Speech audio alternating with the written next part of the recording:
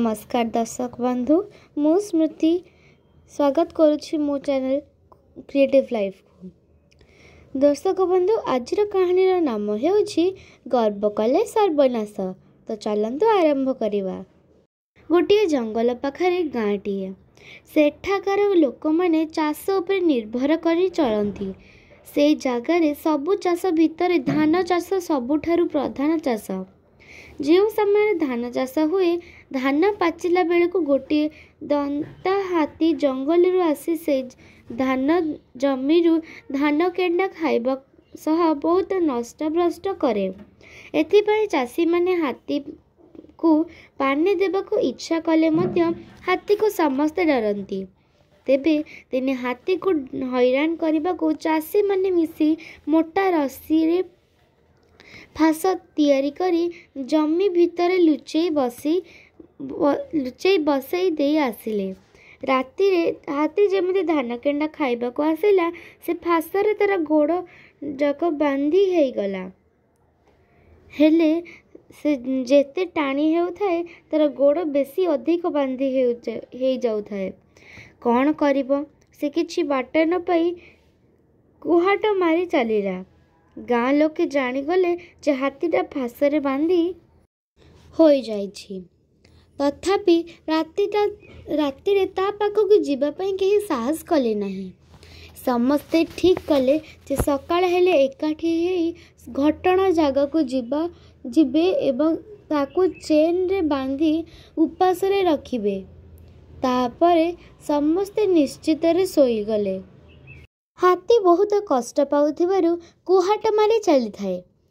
तार एभली अवस्था देखि से जमी रे गात करी रहिथिबा मूसाटी हाथी पाखक आसी कहला, रे हाथी तू एते बड़ जीव होई मध्य एमिति अवस्था रे पड़िछु। तू जेमिति कष्ट पाउछु तू जेते रड़ी छाड़िले भी तू एथिरु मुक्ति पाइबुनी। तेणु मु जदि चाहिबी तते एथिरु मुक्ति करी देई परिबी। ए फास को मो संगे संगे काटी तोते मुकुलाई पारिबी। हाथी मूसार तू ता कथा को खराब लगुथिले मध्य से तार देह को नेलानी। कारण जीवन उपरे किछि असुविधा आसिले मान सम्मान कथा किए चिंता करिबो। पुणी एई अवस्था रे मूसा बहुत छोट जीव हेले मध्य से हाथी को मुकुलाई पारिबो बोली ताको भरोसा करबा छड़ा हाथी पाखरे कौनसी विकल्प नथिला। तेणु हाथी मूसा को यथेष्ट सम्मानर सह कहला, हे मान्यवर मूषक महोदय, आपण छोट जीव हेले मध्य आपण मोठार निश्चय बलुआ। आपण मते जदि एई विपदरु उद्धार करंती तेबे आपण बहुत ज्ञानी शक्तिशाली एवं दयावान बोली मु समस्तंक आगरे बुली बुली कहबी। हाथी ठारू एमिति चाटू कथा शुणी मूसा भाविला जे हाथीटा एबे विपद रे पड़िछि बोली मते टेकी टाकी प्रशंसा मो मुह रे करूछि। किंतु हाथी एठारू मुकुली गला परे से मोर प्रशंसा करी कहा आगरे कहबो बोले सेमिति न करि पारे। एनु मूसा कहिला, रे हाथी तू एठु गला परे मो प्रशंसा करिबो बोले सेथिरे कोनोसी निश्चितता नाही। मु तते एई विपद रे रक्षा करिबा पई जदि प्रतिश्रुति देबी तोर इच्छा नथिले भी तू मो गोड़ हाथ धरी पकेइबू। एक तो सत नुहे कि तथापि तो जदि कौन से प्रकार मो गोड़ धरी पकई एठू मुकुले जाऊ मोर गोड़ धरीचु बोली कहा आगरे कहले एई कथा विश्वास करिवे नहीं। तू जदि मोर गोटे शर्तरे राजी हेबू तो मु तते एई विपदरु रक्षा करिबी। हाथी कहला, हे मूषिक महोदय, आपण जहा चाहुचंती मते खोली कहंतु। मूसा कहला, रे हाथी मु जेते बेले चाहिबी तू मते तो पिठी उपरे बसे बुलेइबू। मूसार एक कथा सुनी हाथी ठो ठो हसी कहला, ओ एई गोटे सामान्य कथा। मो पिठी एते बड़ आपण एका कण आपणक सान भाई बंधु बांधव ଯେତେ ଅଛନ୍ତି ସମସ୍ତଙ୍କୁ ଡାକି ଆଣି ମୋ ପିଠିରେ ବସେଇଲେ ମଧ୍ୟ ମୋତେ ଟିକିଏ କଷ୍ଟ ଲାଗିବ ନାହିଁ। ତେଣୁ ଆପଣଙ୍କ କଥାରେ ମୁଁ ସମ୍ପୂର୍ଣ୍ଣ ରାଜି ଅଛି। ଆପଣ ଶୀଘ୍ର ମୋତେ ଏଇ ବିପଦରୁ ରକ୍ଷା କରନ୍ତୁ। ହାତୀ ମୂଷା କଥାରେ ରାଜି ହେଇଯିବାରୁ ସେ ଅଧଘଣ୍ଟା ଭିତରେ ହାତୀର ସବୁ ଫାଶ କାଟିଦେଇ ତାକୁ ମୁକ୍ତି ଦେଲା। ହାତୀ ମୂଷାକୁ ଧନ୍ୟବାଦ ଦେଇ ସର୍ତ୍ତ ଅନୁଯାୟୀ ମୂଷାକୁ ତା ପିଠି ଉପରେ ବସିବାକୁ କହିଲା। ହାତୀଠାରୁ ଏମିତି ଶୁଣି ମୂଷା ଭାବିଲା ଯେ ଏବେ ତ ରାତି ଅଛି, ତେଣୁ ଏବେ ହାତୀ ପିଠି ଉପରେ ବସିଲେ ତାକୁ ଦେଖିବ କିଏ? ତେଣୁ ସେ ହାତୀକୁ କହିଲା, ରେ ହାତୀ, ଏବେ ତୁ ଏଠୁ ଯାଇ ଆରାମରେ ଶୋଇଯିବୁ ଏବଂ ମୁଁ ବି ରାତି ପାହିବା ଯାଏ ଟିକିଏ ଶୋଇପଡ଼ିବି। ସକାଳ ହେଇଗଲେ ମୁଁ ଯାଇ ତୋ ପାଖରେ ପହଞ୍ଚିଯିବି। ସେତେବେଳେ ତୁ ମୋତେ ତୋ ପିଠି ଉପରେ ବସେଇ ବୁଲେଇବୁ। ହାତୀ ହଁ ମାରିଦେଇ ଜଙ୍ଗଲକୁ ପଳେଇଲା। କିନ୍ତୁ ରାତି ନ ପାହାଣୁ ମୂଷା ଗୋଟିଏ ଏତେ ବଡ଼ କାମ କରିଛି ବୋଲି କାହାକୁ ନ ଜଣେଇଲେ କଥାଟା କାଳେ ଲୁଚିଯିବ।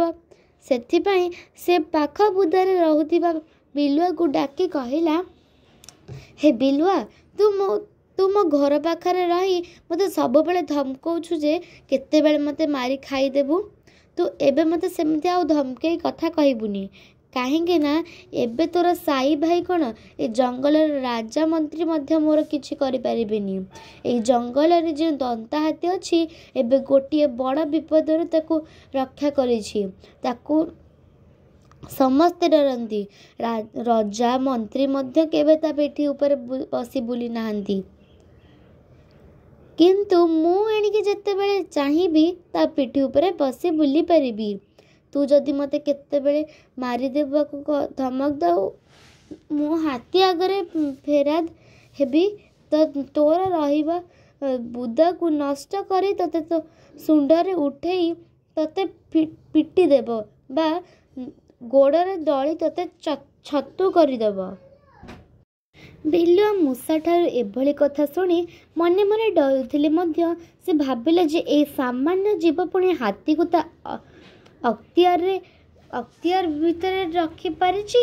ସେ କଥା ଯଦି ସତ ହେଇଥାଏ ତା ଜୀବନ ଉପରେ ବିପଦ ଆସିପାରେ। ତା ପାଖରେ ଏଇ ମୂଷାର ଗର୍ବ ପୁଣି ଏତେ ବଢ଼ି ଗଲାଣି କେମିତି?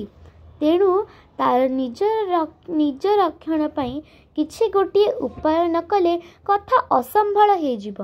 ଏଣୁ ସେ ଟିକିଏ ଭାବି ମୂଷାକୁ କହିଲା, ହେ ମୂଷିକ ମହୋଦୟ, ଆପଣ ମୋତେ ସତରେ ଦେଖେଇ ଦେବେ କି ଆପଣ ହାତୀ ପିଠିରେ ବସି ବୁଲି ପାରୁଛନ୍ତି ବୋଲି?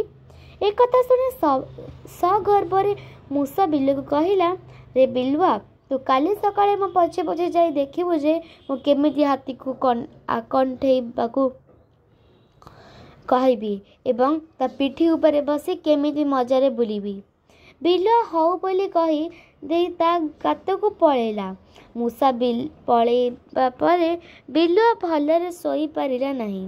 ସକାଳ ହେଉ ହେଉ ମୂଷା ଗାଧୁଆ ପାଧୁଆ ସାରି ବିଲୁଆକୁ ହାତୀ ପାଖକୁ ଯିବା ପାଇଁ ଡାକି ଦେଇ ଜଙ୍ଗଲ ଆଡ଼କୁ ଦୌଡ଼ିଲା। ବିଲୁଆ ମଧ୍ୟ ମୂଷା ପଛେ ପଛେ ଚାଲିଲା। ଜଙ୍ଗଲରେ ପହଞ୍ଚି ବିଲୁଆ ଦେଖିଲା ଯେ ସତକୁ ସତ ହାତୀ ମୂଷା ଆଗରେ ଆକଣ୍ଠେଇ ପଡ଼ିଲା ଏବଂ ମୂଷା ଗର୍ବର ସହିତ ଧୀରେ ଧୀରେ ହାତୀର ପିଠି ଉପରକୁ ଚଢ଼ିଗଲା। ହାତୀ ସେମିତି ଆକଣ୍ଠେଇ ରହିଥାଏ। ମୂଷା ଚାଲିବାକୁ କହିବାକୁ ଅନୁଯାୟୀ ହାତୀ ଚାଲିଲା। ସେ ଏମିତି କରୁଛି ବୋଲି ଠାର ମାରି ବିଲୁଆକୁ ଦେଖିବା ପାଇଁ ଜଣେଇଦେଲା। ତାର ଉଦ୍ଦେଶ୍ୟ ଥିଲା ଯେ ବିଲୁଆ ତାକୁ ଧମକ ଦେଉଥିଲା, କିନ୍ତୁ ଏଣିକି ମୂଷା ବିଲୁଆକୁ ଧମକେଇବ। ମୂଷାର କାମ ଏବଂ କଥା ଦେଖି ବିଲୁଆ ପୁରା ଘାବରେଇ ଗଲା। ତଥାପି କ'ଣ ଅଛି, ଗୋଟିଏ ବାଟ ନ କଲେ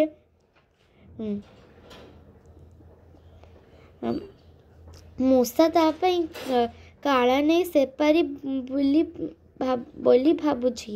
ତାର ନଜର ଗୋଟିଏ କୁଆ ଉପରେ ପଡ଼ିଗଲା। ବିଲୁଆ ସଙ୍ଗେ ସଙ୍ଗେ କୁଆକୁ ଡାକି କହିଲା, ହେ ବନ୍ଧୁ କାକ, ମୁଁ ଏବେ ତୁମକୁ ଗୋଟିଏ ଭଲ ଖବର ଦେବି। ସେ କଥା ଜାଣିଲେ ତୁମେ ମୋ ଉପରେ ଖୁସି ହୋଇଯିବ, କିନ୍ତୁ ମୁଁ ଯେଉଁ ଖବର ଦେବି ସେଥିରେ ତୁମର जहाँ लाभ मिल से मत अधा लाभ देव तो। यही खबर तुमको जनइबी। कुआ भाविला बिलुआ बहुत चतुर, एणु तासह किछि एपट सेपट न करी ता कथारे राजी हो जावाक उचित भावे बिलुआ को खबर कौन बोली पचारिला। बिलुआ कहला, ए हाथी पिठी उपरे तुमर सुंदर जलखिया भार जाउछि, तेणु से भार को संगे संगे काम लगाओ, किंतु मोर पाउणा को भूली जीव नाही। कुआ संगे संगे उड़ी जाई देखे तो हाथी पिठी ऊपर सुंदर जलखिया भार जाउछि, तेणु से जलखियार भार को उपयोग करी पार्टी सुंदर स्वाद नेबा पई मूसा को धरी चंपट मारिबा को बसिला। मूसाटी चेंज होई कुआ थंटारे मरीगला। कुआ मूसा को आराम रे खाइबा को गोटे गछ को उड़ी जीवा पई बाहरी थाए। बिलुआ देखिला जे कुआ मूसा को एका खाई देबा चक्कर रे अछि। एमिति देखि से कुआ को कहिला, रे कुआ तूटा सतरे केते अकृतज्ञ किरे, तू तते खबर देली ता सह शर्त कली, तू मध्य राजी भी हेलु, किंतु सुविधा पाई जीवा परे सबु कथा भूली गलु। एक कथा सुनी कुआ कहला, मूसा को मु मारिली, तते सेतिर भाग केमिति देबी। एतिके कहला बेले को कुआ थंटरू मला मूसा तल को गली पड़िला। बिलुआ आउ काल विलंब न करी टक करी मूसा को चोबई देला। मूसा गर्व करिथिबारु तार जीवन गला एवं बिलुआ चालाक बोली कुआ को चमकाई दे निजे मला मूसा को खाई पारिला। दर्शक बंधु, आजिर वीडियो आपको केमिति लागिला कमेंट माध्यम रे निश्चित जनइबे। आज एतिकी रहिली। नमस्कार, जय जगन्नाथ।